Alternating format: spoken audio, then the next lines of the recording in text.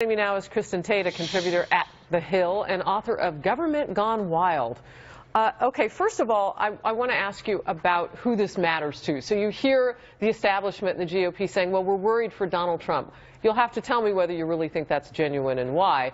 But your zip code may determine your message as a congressional member if you're running. Absolutely. If these House members and senators, if they're from Trump country, from areas where people love Trump, should probably keep supporting Trump. But if you're from a more purple state, you know, it gets harder because if you speak out against Trump, you're hurting your chances with his supporters who are really upset with the GOP establishment.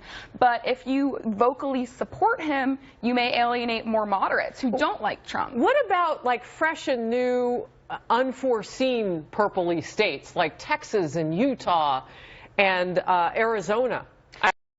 Those are states that are typically red that I don't know if they're really purpley, but they're not as red as they were. Right. It presents a challenge for these members of the House and senators. Here's the thing, though. We've got to remember that these same House Republicans who are panicking right now are partially responsible for the rise of Trump. Why so? Well, Trump rose to prominence because grassroots Republicans were really upset because they felt that the establishment GOP didn't push back on the Obama agenda enough. I mean, look at back in December when Congress passed that $1.1 trillion budget. It included funding for things like illegal immigration resettlement, sanctuary cities, and Obama's entire refugee program. So at this point, I think a lot of conservatives just see the Democrats and the Republicans as being the same in Washington, D.C., and they don't feel like anyone really represents them. That's tricky for Republicans who are running, right? With all of these seats up, I mean, there are more, if you just look at the map, there are more Republican seats that are in jeopardy than there are Democrats. I mean,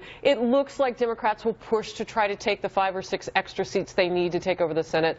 Republicans will probably retain the House. But what are the stakes in all of this? The stakes are high, and the GOP is in trouble because the people are so fed up, and there's such a divide within the party right now. But I think that the Republicans who are panicking about this need to stop reading the Washington Post and the New York Times so much and start talking to their voters, because the media is clearly contorting what Trump said when he said that he, you know, might not concede. What he said was he may not accept the results. He's going to tell the voters after the election. And he didn't say he definitely wouldn't accept the results. The media was just looking for a soundbite to stick to, and they chose this.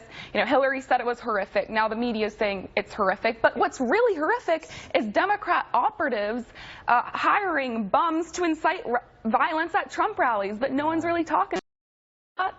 Well, and, you know, when you're talking about what was found in those emails. Right. Yeah, email has just become a verb in this election cycle for Hillary Clinton's side. And what came out, I do want to kind of get just the latest from you, because you know that Donald Trump is on the stump 3 times today. He's got several rallies in one day. And I know from the campaign they are trying to galvanize women, the women's vote. They've got a whole Women for Trump tour planned for next week, and those pink signs that don't just pop up by accident at these rallies. I mean, it's a coordinated effort. It's what the candidates do. So where are we, if you will, in the message he's got on the stump? Because some of the things you're mentioning with WikiLeaks, and is it in that message enough? It is, and I think that there's a lot of support for Trump under the surface that the media doesn't always talk about, and it's still too early to assume that Hillary has this in the bag. There are a lot of folks who support Trump who aren't vocal about it, and they don't want to take the polls, the surveys. Right, and I think a big factor in November is going to be voter turnout. Hillary does not have the same kind of passion behind her campaign that Obama had in 2008 and even in 2012. You know, you have 33%. A very small percentage of Hillary's own supporters say that they're enthusiastic to vote for her. Only 33%.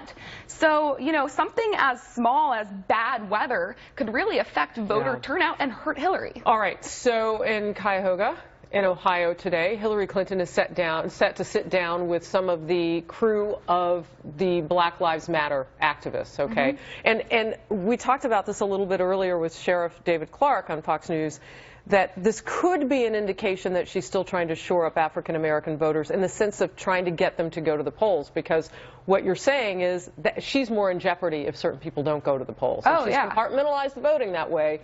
So she's trying to hit that segment. Yes, Hillary's biggest foe in this election is apathy. She really needs to work on mobilization, not only minorities, but also with millennials. I'm a millennial, and my friends used to be rabid Bernie supporters, and they say now that they support Hillary, but they're not excited about her. They feel that the game was rigged against Bernie from the beginning, and you know, my friends, even though they say they support Hillary, probably are not as likely to go out there and vote as, say, you know, the Trump supporters who are just chomping at the bit to get out there and cast their ballots. They can't wait. Kristin Tate, thank you very much. Harris.